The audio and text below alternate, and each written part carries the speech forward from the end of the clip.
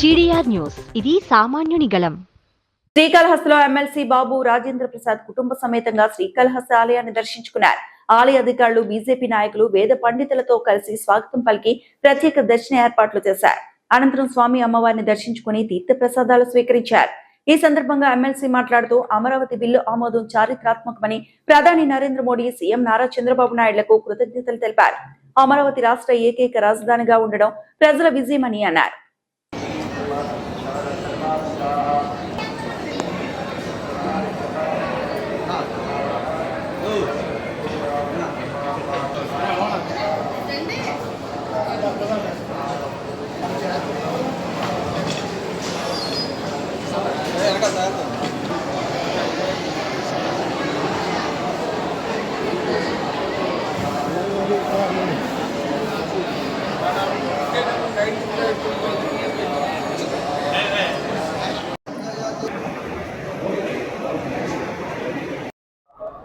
ఈరోజు మా ఆంధ్రప్రదేశ్ పంచాయతీరాజ్ ఛాంబర్ నాయకులు, అలాగే తెలంగాణ పంచాయతీరాజ్ ఛాంబర్ అధ్యక్షులు కుసులూరు నరేందర్ గారు తెలంగాణ నుంచి మొత్తం బృందం అంతా శ్రీకాళహస్తీశ్వరుని దర్శించుకోవడానికి రావటం జరిగింది. ఈ సందర్భంగా నవ్యాంధ్రప్రదేశ్లో కొత్తగా అమరావతి క్యాపిటల్ ప్రకటింపబడి చట్టం పార్లమెంట్లో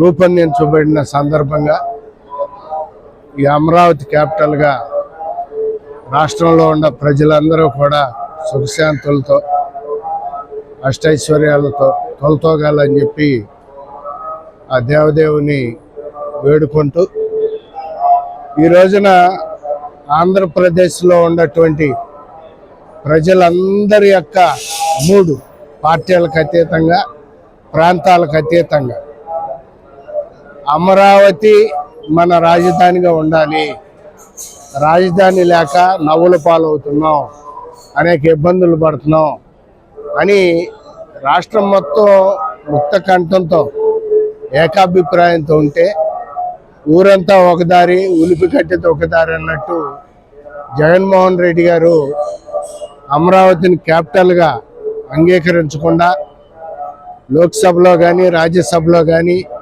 అమరావతి క్యాపిటల్ బిల్లు పాస్ అయ్యేటప్పుడు వాళ్ళ సభ్యులు, ఎంపీలు బాయ్కాట్ చేయటం, ఇక్కడ దీన్ని రకరకాలుగా వక్ర భాష్యాలు చెప్పటం, చివరికి జగన్మోహన్ రెడ్డి గారు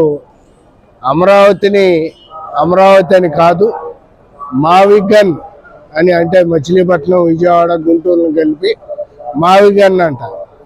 మరి ఆయన ఎక్కడ దీన్ని కనిపెట్టాడో కానీ ఆ మావిగన్ అంటే మాకు వద్దు జగన్ అన్నట్టుగా ప్రజలు, ఈ రాష్ట్రంలోని ప్రజలందరూ కూడా భావించటం జరుగుతుంది.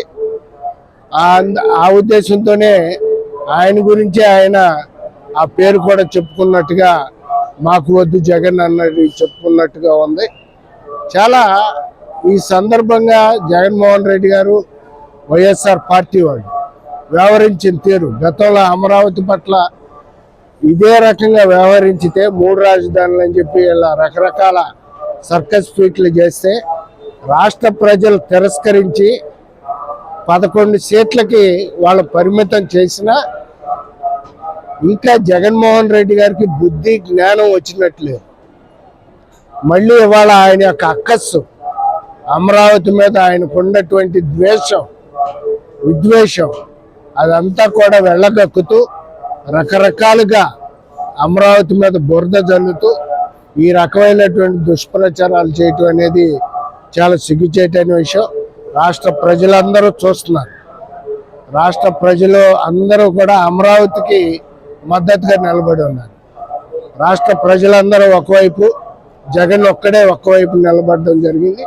తగిన విధంగా జగన్కి ఈ రాష్ట్ర ప్రజలు బుద్ధి చెప్తారని చంద్రబాబు నాయుడు గారి నాయకత్వంలో, పవన్ కళ్యాణ్ గారి నాయకత్వంలో తప్పనిసరిగా అమరావతి దేదీప్యమానంగా వెలుగొంది ఈ రాష్ట్ర ప్రజలందరూ కూడా ఆనందపడి సుఖశాంతులతో ఉంటారని చెప్పి మేము భావిస్తున్నాం. Thank you. చరిత్రాత్మకమైన ఒక చట్టం నిన్న పార్లమెంట్లో ఆమోదించబడినది. అది ప్రెసిడెంట్ గారి సంతకంతో ఆమోదం జరుగుతుంది. కొన్ని వేల మంది రైతులు 30,000 ఎకరాలు రాజధానికి ఇచ్చిన రైతులు సుమారు 5 సంవత్సరాలు వాళ్ళు సుదీర్ఘమైన పోరాటం చేశారు అమరావతి రాజధాని కావాలని. వాళ్ళు అనేక త్యాగాలు చేశారు. వాళ్ళకి చట్టబద్ధత కల్పించిన ఈ రాష్ట్ర కేంద్ర ప్రభుత్వాలకి నేను ధన్యవాదాలు తెలుపుతున్నాను. ప్రజల ఆకాంక్షలు నెరవేర్చడమే చంద్రబాబు ధ్యేయంగా ఈనాటి మీ ఆంధ్ర రాష్ట్ర ముఖ్యమంత్రి గారు పనిచేస్తున్నందుకు ఈ దేశంలో ఆదర్శ నాయకుడిగా ఉండటం మనకందరికీ ఆంధ్ర రాష్ట్ర, తెలంగాణ రాష్ట్ర, తెలుగు రాష్ట్ర ప్రజలకి నిజంగా గర్వకారణం. అదేవిధంగా మా రాష్ట్రంలో తెలంగాణలో కూడా అనేక సంక్షేమ కార్యక్రమాలు, అనేక అభివృద్ధి కార్యక్రమాలు ఛాలెంజ్ చేసిన రేవంత్ రెడ్డి మా ముఖ్యమంత్రి గారు కూడా శక్తి వంచన లేకుండా ఈ చంద్రబాబు గారి గతంలో ఇప్పుడు సీఎంగా అయ్యి 2 రాష్ట్రాలు విడిపోయినప్పటికీ కలిసికట్టుగా అభివృద్ధి ధ్యేయంగా, అభివృద్ధి లక్ష్యంగా, అభివృద్ధి వారి జీవిత లక్ష్యంగా కొనసాగుతున్నందుకు వారికి అభినందనలు తెలియజేస్తూ ఈనాడు ఈ దర్శనం కల్పించిన మీ అందరికీ కూడా ధన్యవాదాలు తెలియజేస్తూ ఈ అవకాశం ఇచ్చిన